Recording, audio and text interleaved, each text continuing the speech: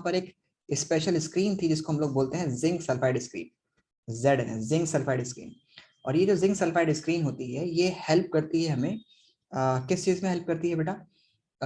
अगर इस पर कोई भी जिंक सल्फाइड स्क्रीन पर अगर कोई भी इलेक्ट्रॉन्स आकर के स्ट्राइक करता है, सपोज कीजिए यहाँ पर एक इलेक्ट्रॉन स्ट्राइक करेगा, यहाँ पर एक इलेक्ट्रॉन स्ट्राइक करता है, जहां भी इलेक्ट्रॉन स्ट्राइक करेगा तो वहां से ये इट विल स्टार्ट ग्लोइंग, ये ग्लो करना शुरू कर देगा, ये यहाँ से ग्लो करता है।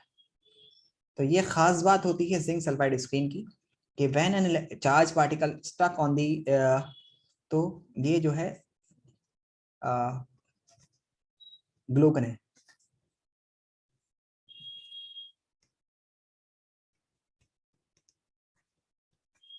इलेक्ट्रॉन्स पहले जो टीवी हुआ करते थे, ब्लैक एंड व्हाइट टीवी, उसमें जिंक सल्फाइड स्क्रीन को यूज किया जाता था, जिसमें पीछे एक इलेक्ट्रॉन एमिटर होता था और उसको इलेक्ट्रॉन्स को एमिट करना होता था पर्टिकुलर डायरेक्शंस में, और जहां पर वो स्ट्राइक करता था वहां से स्क्रीन ग्लो करती थी और ग्लो करने पर हमें पिक्चर दिखती थी।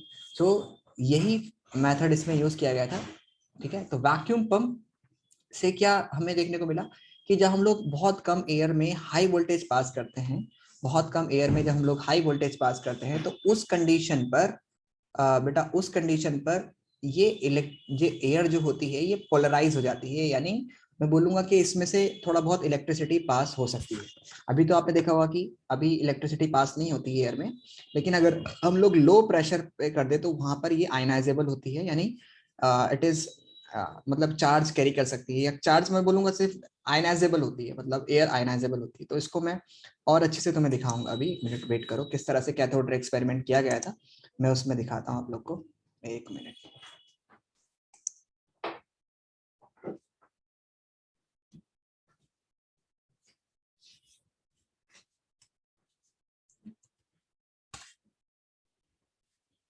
कैथोड रे एक्सपेरिमेंट किस तरह से किया गया था।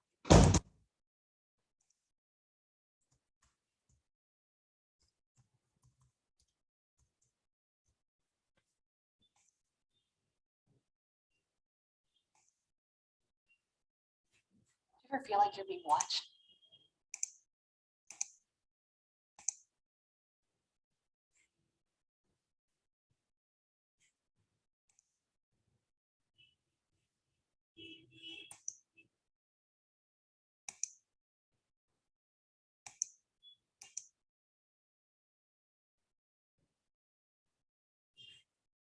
एक मिनट।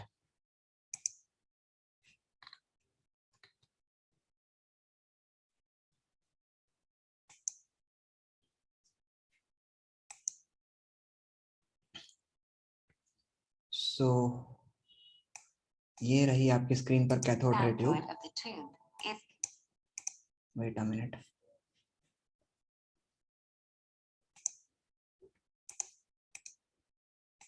ओके, सो यहाँ पर आप the देखेंगे battery, and the anode of the tube is तो ये कैथोड रे ट्यूब है। तो इस तरह से कुछ कैथोड रे ट्यूब होती है जिसमें हम लोग यूज करते हैं। A vacuum pump is used to evacuate the discharge tube. The cathode of the tube is connected to the negative terminal of the battery, and the anode of the tube is connected to the positive terminal of the battery. It was observed that, at normal pressure, the gas did not allow the current to pass through it. However, when the pressure of the tube was reduced to 0.001 mm Hg, and a high potential difference between 10 kV and 20 kV was applied, at the end of the tube, a glow was seen on the walls of glass tube. The rays emitted by the cathode travel towards anode. The attraction of rays towards anode reveals that the rays carry negative charge. Properties of cathode rays are: 1. When any object is placed in the path of the cathode rays, these rays cast shadows. This shows that cathode rays travel in straight line. 2. When a wheel was placed in the path of cathode rays, the wheel rotates. This shows that rays consist of some particle and some kinetic energy. 3. In the presence of an electric field, the rays are deflected towards the positive plate. This confirms that cathode rays consist of negatively charged particles. 4. In the presence of a magnetic field, the rays are deflected. This shows that the cathode rays are affected by the magnetic field. Now you got it? समझ आया आपको Yes, sir. कि cathode rays किस तरह से हमें मतलब help करती हैं और किस तरह से ये। तो सबसे पहले मैं डिस्कस करना चाहूंगा कि जो जिंक सल्फाइड स्क्रीन थी उससे हमें पता चल जाता था कि किस तरह से रिजल्ट्स आ रहा है। तो हम लोगों ने अलग अलग तरह के इसमें एक्सपेरिमेंट किए और हम लोगों ने अलग अलग चीज को इसमें रखा। तो सबसे पहले मैं बोलूंगा कि सबसे पहले जो ये रेस थी, अगर इसके सामने अगर एक हैवी मेटल रख दिया जाता था, कोई हैवी मेटल को रख देते हैं हम लोग, तो ये उसकी शेडो कास्ट करता है। शेडो कास्ट करने का मतलब क्या हुआ कि ये स्ट्रेट लाइन में ट्रैवल करती है। जब कोई चीज स्ट्रेट लाइन में ट्रैवल करती है तो उसकी शेडो कास्ट होती है। अगर जिगजैग मैनर में ट्रैवल करती है तो फिर शेडो कास्ट नहीं होती। तो इसका मतलब ये ट्रैवल करती है, ठीक है। नेगेटिव और पॉजिटिव मैं यहाँ पे मान लेता हूँ, this is positively charge rod. तो ये एक तो स्ट्रेट लाइन में ट्रैवल करती है और दूसरा शेडो कास्ट करती है अगर इसके बीच में कोई एक ऑब्जेक्ट आ जाए तो। दूसरी चीज थी कि अगर हम लोग इसके रास्ते में कोई एक हैवी मेटल को या फिर हम लोग को एक फ्लाइंग व्हील को रख देते हैं तो ये उस फ्लाइंग व्हील को रोटेट कर देती है। मतलब अगर हम लोगों ने इसके बीच में कोई एक फ्लाइंग व्हील रखा तो रास्ते में, तो ये उसको रोटेट कर देगी। और रोटेट करने का मतलब क्या हुआ, व्हाट इज द मीनिंग कि ऑफ रोटेशन का मतलब क्या है कि ये इसको रोटेट कर देगी। इसका मतलब क्या हुआ कि जाहिर सी बात है, अगर कोई चीज किसी चीज से टकराती है और सपोज कीजिए यहाँ पर एक कार है और पीछे से इस कार को किसी ने हिट कर दिया, तो ये कार क्या होगा कि ये कार आगे मूव कर जाएगी। यानी कि जब तक कोई ऐसी चीज जिस पर मास हो और वो मूव कर रही हो, मोमेंटम बोलते हैं उसको, M/V, you have studied in the physics कि मोमेंटम। तो अगर कोई कार इसको पीछे से हिट करती है आकर के, तो उस कंडीशन पर इसमें ये वाली कार आगे मूव कर जाएगी और ये वाली कार का मोमेंटम इस कार में ट्रांसफर हो जाएगा। तो अगर हमारे पास कोई एक फ्लाइंग व्हील है और इस फ्लाइंग व्हील में कोई इसको आकर के हिट करता है और हिट करने पर ये फ्लाइंग व्हील रोटेट करने लग जाता है, तो रोटेट करने पर मैं बोलूंगा कि जाहिर सी बात है इस पर कोई चीज ऐसी जरूर हिट की होगी जिसकी वजह से उसने अपना मोमेंटम इस पर ट्रांसफर किया हो।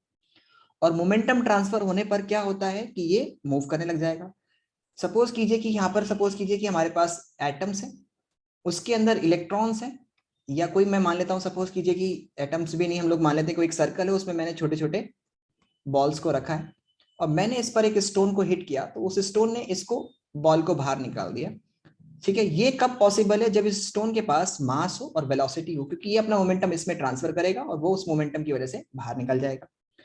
सो मोमेंटम होने का मतलब है कि एक तो ये मूव कर रहा है, दूसरा उसके पास वेलोसिटी भी है, तो तभी ये इस पर ट्रांसफर हो गया।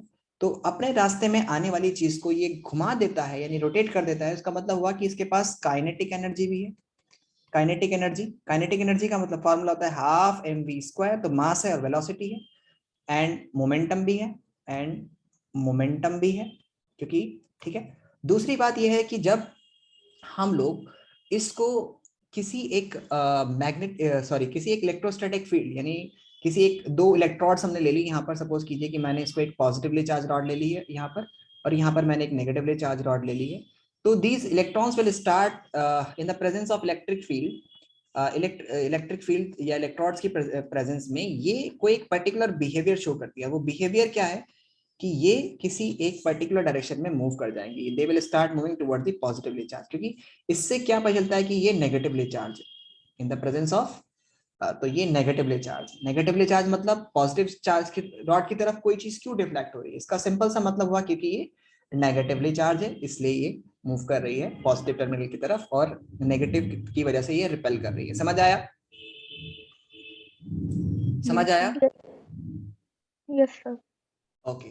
तीसरी बात इसमें एक और बात ये थी कि ये जो रॉड्स, मतलब ये जो इलेक्ट्रोड्स होती है, इसको अच्छा नाम दिया गया cathode rays. Cathode, these are called the cathode rays, और हम लोग इनको बोल सकते हैं इलेक्ट्रॉन बीम्स या इलेक्ट्रॉन रेज भी हम लोग बोल सकते हैं। कैथोड मतलब एक तरह से नेगेटिवली चार्ज रॉड की तरफ से हमने इसको बोला, क्योंकि नेगेटिव से पॉजिटिव की तरफ मूव कर रही है, इसलिए इसका नाम कैथोड रेज रखा गया। Cathode raise. ओके, दूसरी बात ये थी कि ये जो कैथोड रेज होती हैं, ये cathode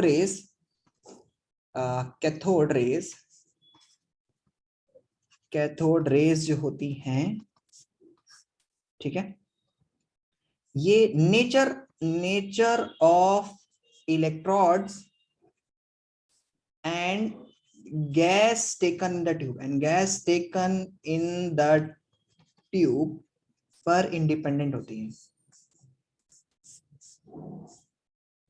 nature of electrode and gas taken on tube, तो हम बोलेंगे cathode rays are independent on nature of electrodes, मतलब उस पर क्या करती हैं, इंडिपेंडेंट होती हैं, इंडिपेंडेंट, उस पर डिपेंड नहीं करती। आप कोई भी गैस लीजिए, किसी भी तरह का इलेक्ट्रोड लीजिए, फर्क नहीं पड़ेगा, ये एक सेम बिहेवियर को शो करती है। तो हम लोगों ने क्या सीखा, हम लोगों ने सीखा कि जब हम लोगों ने high potential difference up to 1 lakh के करीब, इसमें 10 लाख से 10,000 से 1 लाख तक का वोल्टेज इसमें पास किया जाता है, उतने हाई वोल्टेज पे जब आप इसमें पास करते हैं, तो उस हाई वोल्टेज पर पास करने पर ये नेगेटिव से पॉजिटिव की तरफ इसमें इलेक्ट्रॉन्स पास करें। अगर ये, लेकिन इसके लिए कंफर्मेशन ये है कि आपको बहुत कम प्रेशर करना होगा, ठीक है, बहुत कम प्रेशर इसमें चाहिए होगा। नॉर्मल एयर, एटमॉस्फेरिक प्रेशर पर एयर जो है वो पोलराइज नहीं होती, it is not ionisable, it will start conducting, या कंडक्टिंग हो सकती है जब उस पर प्रेशर कम किया जाए। समझ आया? समझ आया बेटा? ओके, उसके बाद आगे, तो यहाँ से हमारा डिस्कवरी हुआ इलेक्ट्रॉन का, इलेक्ट्रॉन डिस्कवरी, इलेक्ट्रॉन्स रेस को डिस्कवर कर रहा है कि कोई ना कोई ऐसा चार्ज पार्टिकल जरूर है जो नेगेटिवली चार्ज होता है उसके अंदर, जिसकी वजह से, उसके बाद इसी तरह से एक और एक्सपेरिमेंट किया गया जिसमें इसी को रिड्यूस कर दिया गया। अब कैथोड रेस की जगह पर अब आया एनोड रेस। एनोड रेस, जिसको हम लोग कैनाल रेस भी बोलते हैं, कैनाल रेस, ठीक है। ये जो कैनाल रेस एक्सपेरिमेंट था, ये भी किया गया, इसमें और ज्यादा प्रेशर को रिड्यूस किया गया, और जब हमने और ज्यादा प्रेशर को रिड्यूस किया और उसमें और ज्यादा वोल्टेज अप्लाई किए, तो on reducing more pressure and on reducing more on increasing more voltage, we find that कि हम लोग ने जो है इसमें से, और वैक्यूम पंप है ये, ठीक है। अच्छा, तो हम लोगों ने देखा कि कुछ रेज नेगेटिव से पॉजिटिव की तरफ तो आ ही रही हैं, कुछ रेज नेगेटिव से पॉजिटिव की तरफ तो आ ही रही हैं, उसके साथ साथ बेटा हमने ये भी देखा, क्या देखा, कि कुछ रेज पॉजिटिव से नेगेटिव की तरफ भी मूव करें। There are some rays that are moving from negative to positive. पहले मैं इसको कलर कर देता हूं यहाँ पे, एक मिनट। दे आर मूविंग फ्रॉम, ये जो रेज है, कुछ रेज तो मूव कर रही हैं फ्रॉम नेगेटिव से पॉजिटिव, ये तो कैथोड है। उसके साथ साथ ये भी देखा गया कि कुछ रेज ऐसी थी जो कि दे वर मूविंग। अच्छा, यहाँ पर जो ये लिया गया था, यहाँ भी पीछे जिंक सल्फाइड स्क्रीन को लगाया गया, और यहाँ पर भी पीछे जिंक सल्फाइड स्क्रीन को लगाया गया, जिंक सल्फाइड स्क्रीन। और यहाँ पर रेज इसको कैनाल मतलब बोलेंगे कि इसको परफोरेटेड बनाया गया। परफोरेटेड का मतलब होता है कि इसमें यहाँ पर जो कैथोड बनाई गई इस वाले एक्सपेरिमेंट में, उसको परफोरेटेड बनाया गया। परफोरेटेड का मतलब हुआ कि उसमें होल्स थे, इट वाज हैविंग होल्स। ये परफोरेटेड कैथोड थी, इसमें परफोरेटेड कैथोड वर दिया। तो ये जो परफोरेटेड कैथोड थी, उससे क्या होता है कि अभी ये रेस यहाँ से कुछ रेस इस तरफ को भी मूव कर रही हैं, they are also moving some from positive से नेगेटिव की तरफ को भी मूव कर रही है। यानी कि not only the rays are coming from negative to positive, but there are some special rays that are moving from positive to negative की तरफ भी मूव कर रही है on decreasing the more pressure, ठीक है। तो इनका नाम रखा गया canal rays. These are called the canal rays और एनोड रेस भी इनको बोला गया। अच्छा, कैनाल रेस क्यों बोला गया? क्योंकि ये जो इसमें कैथोड थी वो परफोरेटेड थी। परफोरेटेड मतलब हुआ कि जब उसमें से होल होंगे, तो इन होल में से प्रोटॉन या जो भी कोई पॉजिटिवली चार्ज पार्टिकल है, वो इसमें से पास होकर के जा रहा है, they are moving from this one.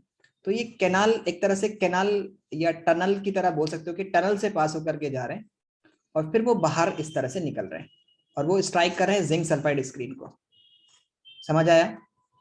सो ये इस तरह से यहाँ से बाहर निकल रहे हैं और they will be striking on the zinc sulphide screen. समझ आया? तो इसलिए इसका नाम रखा गया परफोरेटेड या sorry canal rays. Got it? Got Yes, it? sir. अच्छा, यहाँ पर जो होता है इसका भी बिहेवियर वही है कि अगर हम लोग इसमें एक कोई व्हील को रख देते हैं तो वो व्हील भी क्या करता है, उसको भी रोटेट कर सकते हैं। इसका मतलब इनके पास मोमेंटम होता है कैनाल रेस में, ठीक है। उसके बाद ये देखा गया कि ये भी किसी एक फ्लाइंग व्हील को रोटेट कर सकता है। दूसरा देखा गया कि ये हीट कर सकता है, अगर इसके बीच में कोई एक हैवी मेटल रख दिया जाए तो उसमें से हीट कर सकता है उसे। इसका मतलब ये अपनी इसके पास कोई ना कोई काइनेटिक एनर्जी है जो कन्वर्ट हो रही है पोटेंशियल एनर्जी, यानी हीट प्रोड्यूस हो रही है, तो उसके पास काइनेटिक एनर्जी भी है। दूसरा देखा गया कि ये सबसे इंपॉर्टेंट बात ये है कि सारी प्रॉपर्टीज की बस कुछ डिफरेंस थी कैथोड रेज में और एनोड रेज में। एनोड रेज में क्या होती है कि कैथोड रेज मूव करती है नेगेटिव से पॉजिटिव, ये मूव करती है पॉजिटिव से नेगेटिव। कैथोड रेज मूव करती हैं इन द प्रेजेंस ऑफ, अगर मैं एक इलेक्ट्रिक फील्ड की प्रेजेंस में यहाँ पर पॉजिटिव रख देता हूँ और यहाँ नेगेटिव रख देता हूँ, तो they will start moving towards the negatively charge की तरफ मूव करने लग जाएंगे। ये भी शेडो कास्ट करती हैं, यानी ये भी स्ट्रेट लाइन में ट्रैवल करती हैं। और दूसरी बात, ये खास बात ये है कि ये nature of the electrode and the gas taken in the tube इस पर डिपेंड करती है। मतलब मैं बोलूंगा कि कैनाल रेस जो होती हैं यहाँ पर, ये तो इंडिपेंडेंट है, नहीं डिपेंड करती, but canal rays depends on nature of electrode and gas taken in the tube,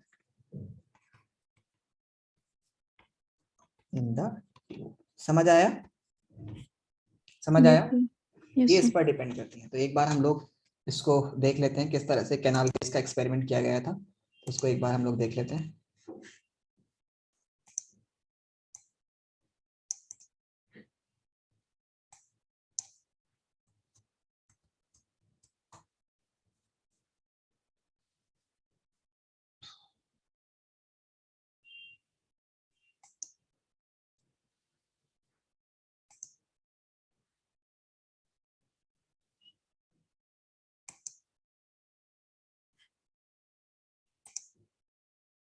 तो यहीं पे रुक, मैं भी आती हूँ।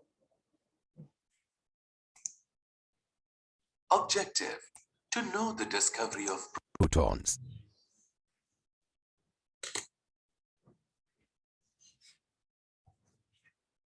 We know that the discovery of cathode rays led to the discovery of negatively charged electrons. This, however, did not justify the fact that an atom as a whole is neutral. Scientists then contemplated the possibility of the presence of positively charged particles in an atom. Subsequently, the discovery of anode rays led to the discovery of positively charged particles called protons. Anode rays were discovered by German scientist Eugen Goldstein in 1886. Let's understand the experimental setup of Goldstein. Goldstein used a gas discharge tube which had an anode and a perforated cathode. At a pressure of 1 mm of mercury, cathode rays were observed to be moving from the cathode to the anode. He also observed a faint luminous glow extending backwards from the holes in the cathode.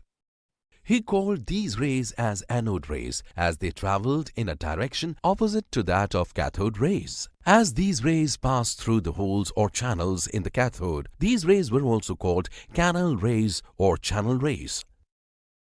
When an electric field was applied perpendicular to the direction of the rays, they were found to deflect towards the negative plate.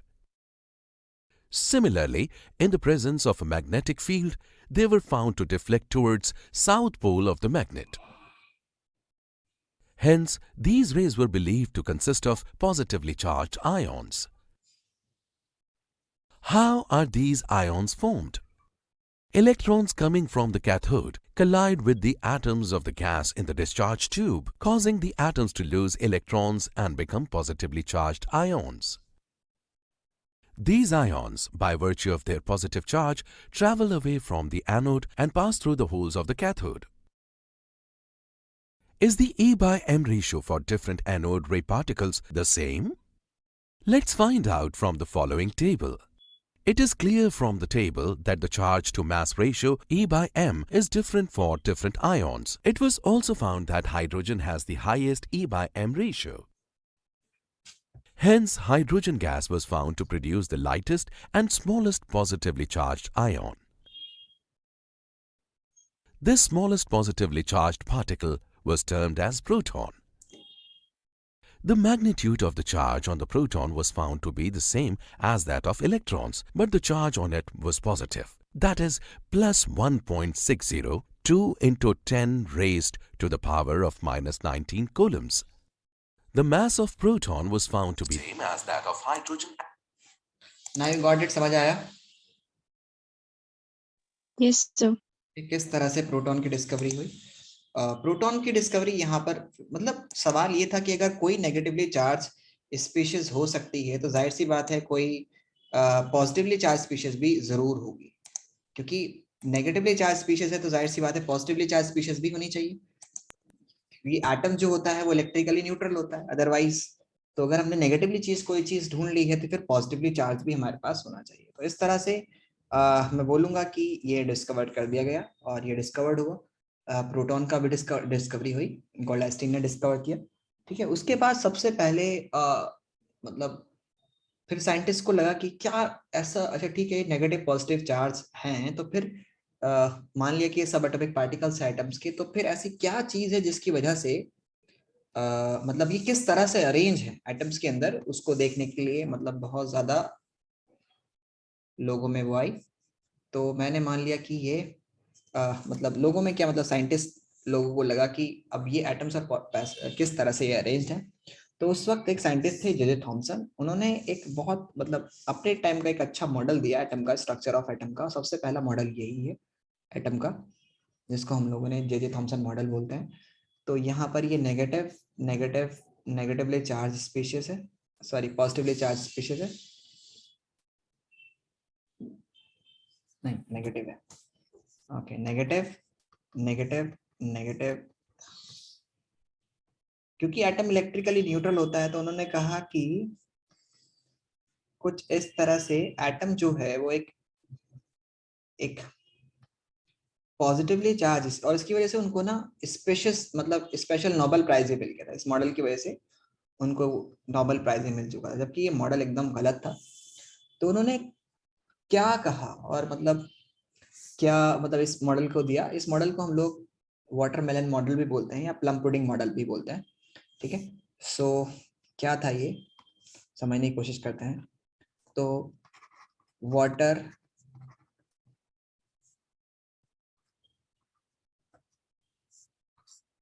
J Thomson,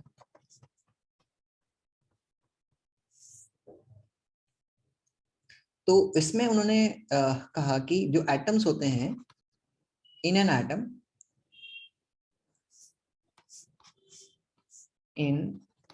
atom किसी एक atom में अगर हम बात करते हैं, सो electrons मतलब atom जो है, उन्होंने कहा कि एटम जो है एक पॉजिटिवली चार्ज स्फीयर है।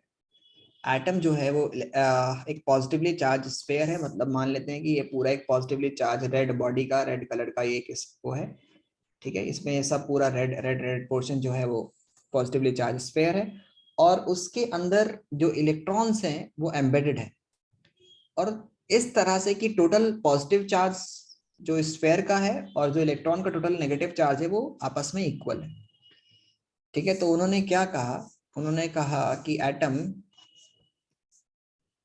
is a positively charged sphere. Atom is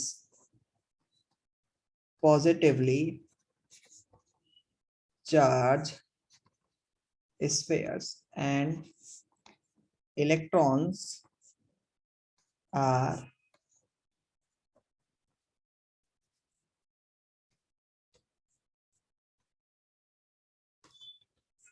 such that the total charge of electron is equal to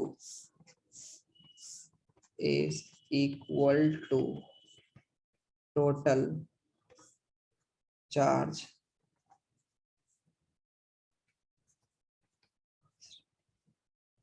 of positively charged sphere.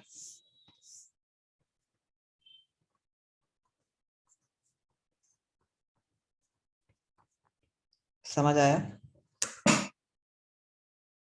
समझ आया? Yes, sir.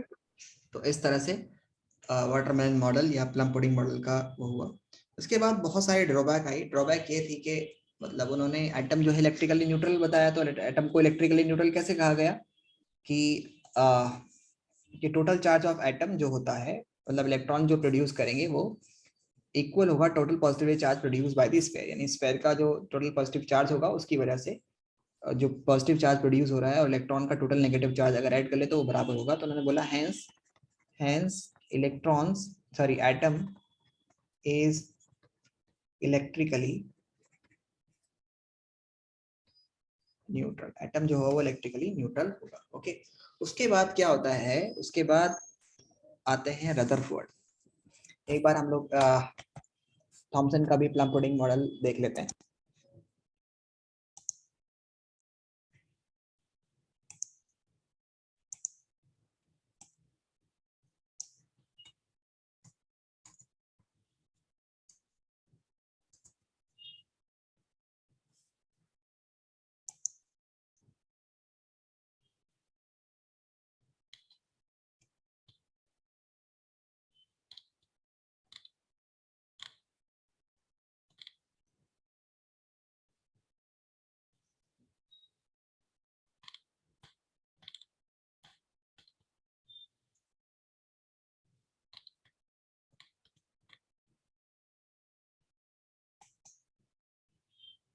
Do you ever feel like you're being watched?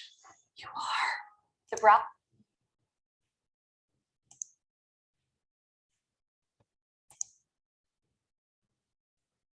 सो यहाँ पर आप देख सकते हैं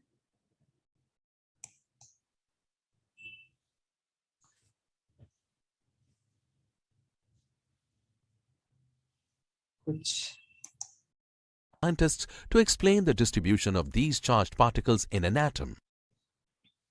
अलग अलग साइंटिस्ट ने अलग अलग दिया था, लेकिन थॉमसन ने सबसे पहले दिया और थॉमसन ने इसे By now, we know that atom is made up of subatomic particles, that is, electrons, protons, and neutrons. Have you ever thought how these particles are arranged inside the atom? To explain this, different scientists have come out with different atomic models. The very first attempt was made by J.J. Thomson in the year 1898. According to this model, an atom was made up of positively charged substances in the form of a sphere. Negatively charged electrons were embedded in it.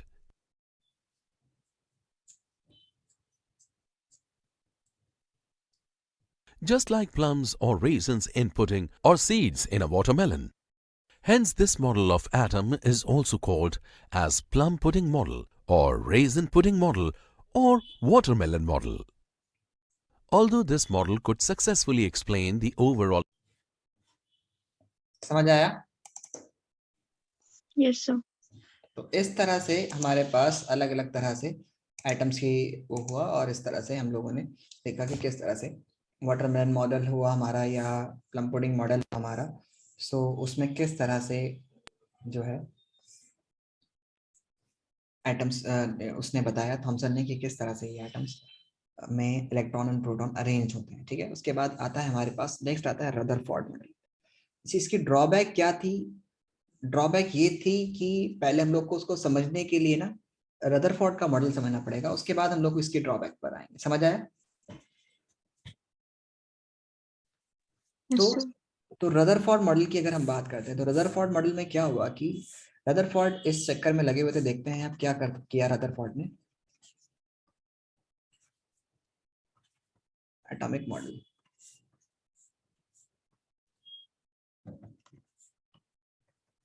Rutherford ने एक atom लिया, मतलब sorry एक बहुत ही एक ऐसे एक radio active element लिया जो रेडियो एक्टिवली मतलब जो रेज निकालता है। ठीक है, और उससे ना एक गोल्ड फॉइल पर, जो कि बहुत बारीक गोल्ड फॉइल थी, उससे इसको पास किया, इन रेडिएशंस को पास किया। तो जब वो रेडिएशंस को पास करते हैं तो उनको लगता है कि कुछ रेज जो हैं वो मतलब ज्यादातर रेज जो हैं वो सीधी निकल रही है बिना किसी डिफ्लेक्शन के, और ये रेज थी, ठीक है, बिना किसी डिफ्लेक्शन के ज्यादातर रेज जो है वो इससे एमिट आउट हो रही है। और इसको उन्होंने एक्चुअली ये जो रेज थी ये अल्फा पार्टिकल्स थे, these are the alpha particles, these are the alpha particles थे। और ये हमारे पास था गोल्ड फॉइल जो कि बहुत ही थिन गोल्ड फॉइल थी, और इससे अल्फा पार्टिकल्स को पास किया गया। ठीक है, ये अल्फा पार्टिकल एमिटर समझ लो अभी तुम, अल्फा पार्टिकल एमिटर या रेडियो एक्टिव एलिमेंट है। ठीक है, और इस तरह से उन्होंने देखा कि बहुत सारी रेज जो है वो, कुछ रेज जो है वो सीधी निकल रही थी, मतलब काफी ज्यादातर रेज सीधी निकल रही थी, कुछ सम एंगल पर डेविएट हुई, they are some deviated at small angle, कुछ एंगल्स पर डेविएट हुई। ठीक है, लाइक दिस कुछ डेविएट हुई कुछ स्मॉल एंगल्स पर, बाकी ज्यादातर सब सीधी ही जा रही थी, they all were moving with straight बिना डिफ्लेक्शन के जा रही थी। समझ आया? सो इस तरह से हमारे पास ये हुआ, और यहाँ पर एक जिंक सल्फाइड स्क्रीन रखी हुई थी जो हमें बता रही थी कि रेस कैसे जा रही है। This is the zinc sulphide screen placed here. Okay, कुछ इस तरह से ये हमारे पास जिंक सल्फाइड स्क्रीन थी जो हमें हेल्प कर रही थी कि किस तरह से ये पार्टिकल्स एमिट करके आ रहे हैं। कुछ ही रेज ऐसी थी जो मतलब ज्यादातर रेज सीधी गई बिना किसी रिफ्लेक्शन के, कुछ रेज स्मॉल एंगल पर डेविएट हुई, और बहुत कम, यानी हम बोलेंगे 20,000 में से कोई एक रे वापस अपने ही स्मॉल पाथ पर, मतलब अपने ही पाथ पर रिबॉन्ड करके आ रही थी वापस, वो पेनिट्रेट नहीं कर पाई गोल्ड फाइल को। ठीक है, वो नहीं पेनिट्रेट कर पाई। तो उसके कई सारे कंक्लूजन्स निकाले गए। पहला कंक्लूजन ये था कि कुछ रेज जो है वो बिना डिफ्लेक्शन के पास कर रही हैं। ठीक है, the some of the rays are passing undeflectedly. इसका मतलब हुआ कि एटम्स के अंदर बहुत ज्यादा एम्प्टी स्पेस है। रेज आर पासिंग अनडिफ्लेक्टेडली, इसका मतलब एटम्स में बहुत ज्यादा एम्प्टी स्पेस है, उसकी वजह से रेज जो है वो बिना डिफ्लेक्शन के मूव कर रही है। फिर उसके बाद कुछ रेज स्मॉल एंगल पर डेविएट कर गई, इसका मतलब कोई ना कोई डेंस और हार्ड सब्सटेंस ऐसा है, कोई पॉजिटिवली चार्ज, क्योंकि अल्फा पार्टिकल्स जो होते हैं वो पॉजिटिवली चार्ज होते हैं। ये है अल्फा पार्टिकल्स और की रेज में है, तो ये एक्चुअल में पॉजिटिवली चार्ज होते हैं। हीलियम 2 पॉजिटिव को हम लोग अल्फा पार्टिकल्स बोलते हैं, हीलियम 2 पॉजिटिव को हम लोग अल्फा पार्टिकल्स बोलते हैं। ठीक है, तो यहाँ पर कुछ रेज जो है वो इससे गई, मतलब बी गई, और वो वापस नहीं, मतलब वापस अपने ही पाथ पर आ गई हैं, तो इसका वो पेनिट्रेट नहीं कर पाई हैं इसको। सो ये इसका रीजन था।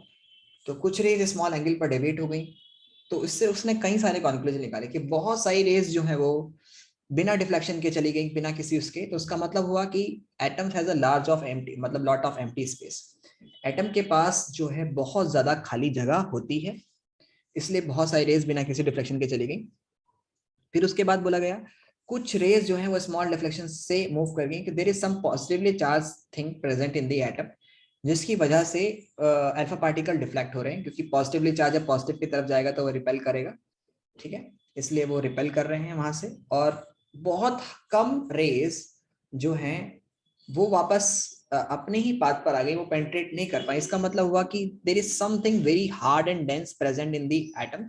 बहुत छोटा कोई चीज एटम के अंदर ऐसी है जो बहुत हार्ड है और डेंस है, जिसकी वजह, जिस पर अल्फा पार्टिकल्स भी, जिससे अल्फा पार्टिकल भी पेनिट्रेट नहीं कर सकते, मतलब alpha particle can not penetrate the nucleus of gold, या एटम्स के नहीं कर सकते। उसने बोला कि सारा का सारा मास जो है वो यहीं पर लोकेटेड है।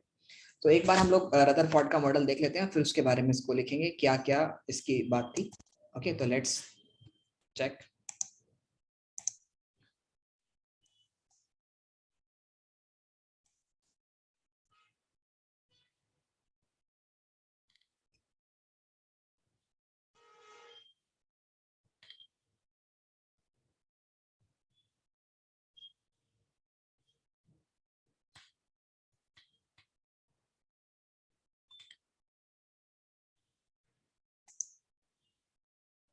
Rutherford's nuclear model of atom, part 1. Rutherford and his students Hans Geiger and Ernest Marsden bombarded very thin gold खाली foil रदरफोर्ड ही इसमें इन्वॉल्व नहीं थे, उनके कुछ nearly मतलब 1000 वो भी थे atoms thick with students also, उनके स्टूडेंट थे, उनका नाम हांस गायर और अर्नेस्ट मार्सन मार्सडेन नाम था उनका, तो जो यूज मतलब इसमें इन्वॉल्व थे। तो खाली रदरफोर्ड ही नहीं थे, उनके स्टूडेंट्स भी थे जो इसमें हेल्प कर रहे थे और उनको हेल्प करके alpha particles or helium rays positively charged produced from radioactive decay of radon.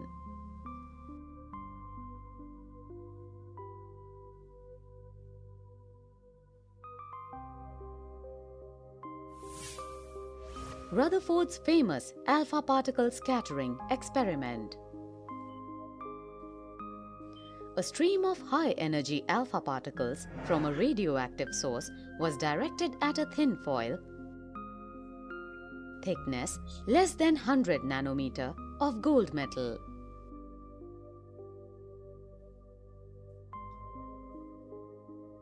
The thin gold foil had a circular fluorescent zinc sulfide screen around it.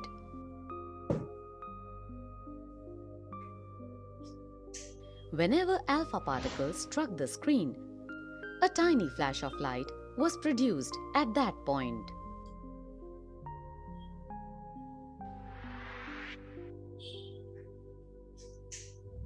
The results of scattering experiment were quite unexpected.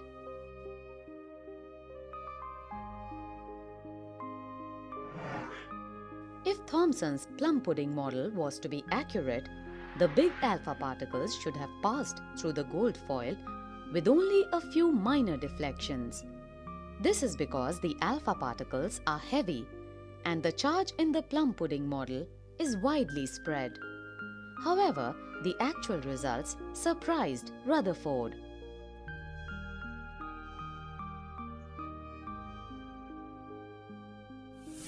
Although many of the alpha particles did pass through as expected, many others were deflected at large angles, while others were reflected back to the alpha source.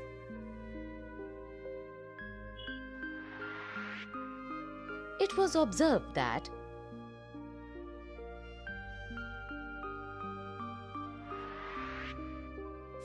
one, most of the alpha particles passed through the gold foil undeflected.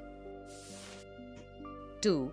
A small fraction of the alpha particles was deflected by small angles. 3. A very few alpha particles, less than 1 in 20,000, bounced back, that is, were deflected by nearly 180 degrees.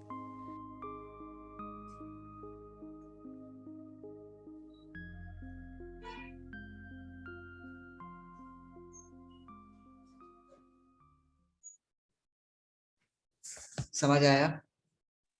Yes, sir. Okay, तो इस तरह से alpha particles की बात चल रही थी और हमें समझना होगा कि अल्फा पार्टिकल्स इस तरह से काम करते हैं। Okay, so this was the alpha particles. कि अल्फा पार्टिकल्स, बहुत सारे अल्फा पार्टिकल्स बिना किसी डिफ्लेक्शन के चले गए। इसका मतलब most of the alpha particles move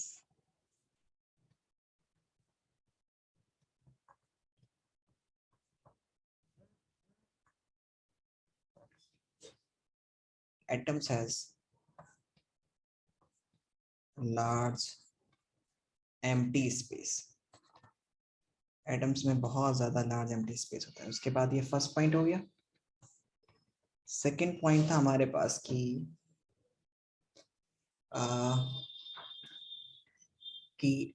some of the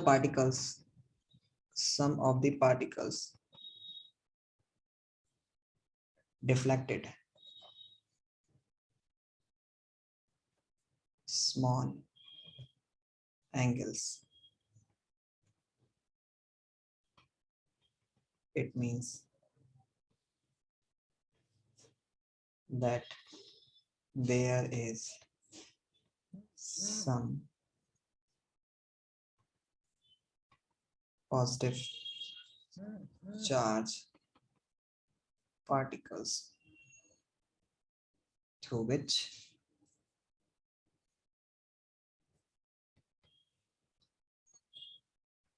alpha particles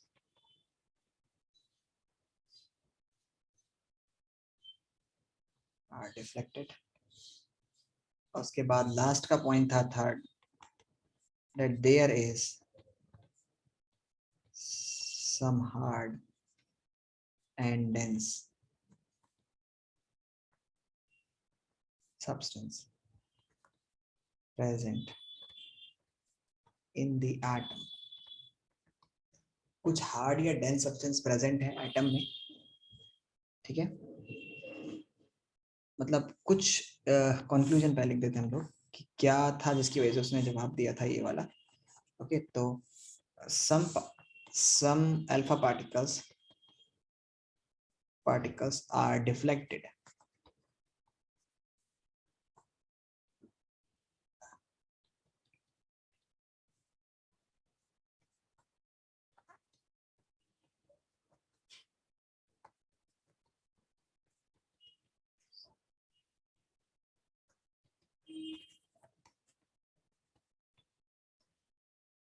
इसका मतलब हुआ there is some hard and dense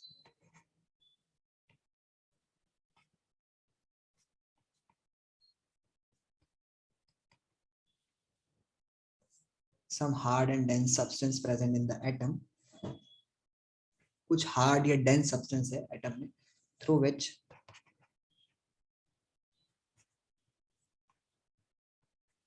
alpha particles can't penetrate नहीं कर सकते। समझ आया? इसको लिखो फटाफट से।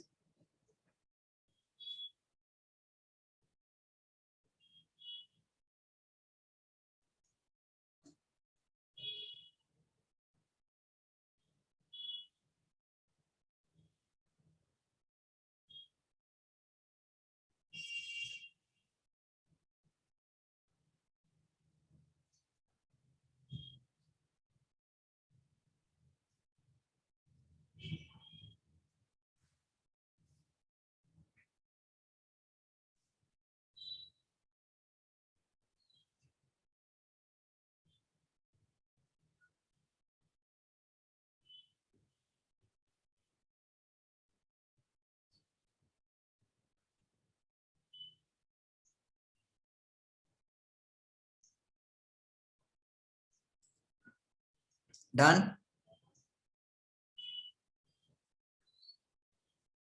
Done?